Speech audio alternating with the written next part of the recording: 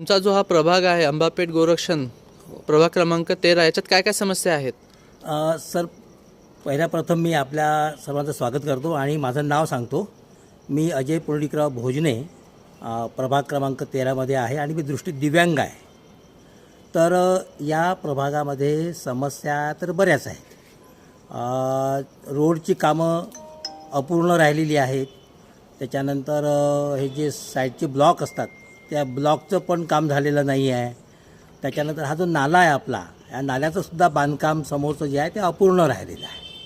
बऱ्याच समस्या आहेत. नाल्यांची साफसफाईसुद्धा बऱ्याच प्रमाणात होत नाही आहे. बऱ्याच काळापासून ती होत नाही आहे आणि महापालिकेत जाऊन सांगावं लागतं की नाल्या साफ होत नाही वगैरे हे ते, परंतु तरीसुद्धा त्याला आम्हाला न्याय मिळत नाही. सामान्य लोकांना काय करायचा हा प्रश्न आहे.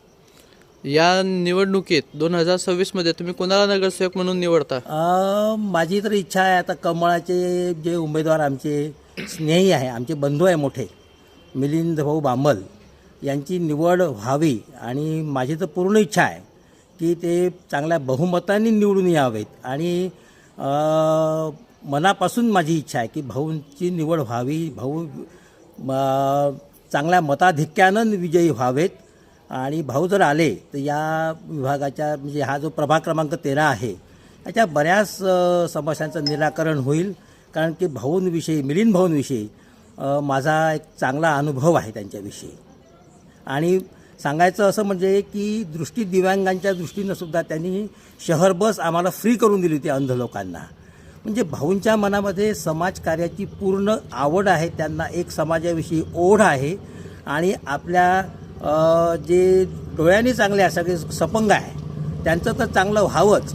आणि जे अपंग आहे, दृष्टी दिव्यांग आहे किंवा अस्थिव्यंग आहे, मूकबधिर आहे, त्यांचंसुद्धा चांगलं व्हावं. त्यांच्या जीवनात प्रगती व्हावी, त्यांचा विकास व्हावा, ही भाऊंची मनापासून तळमळ आहे.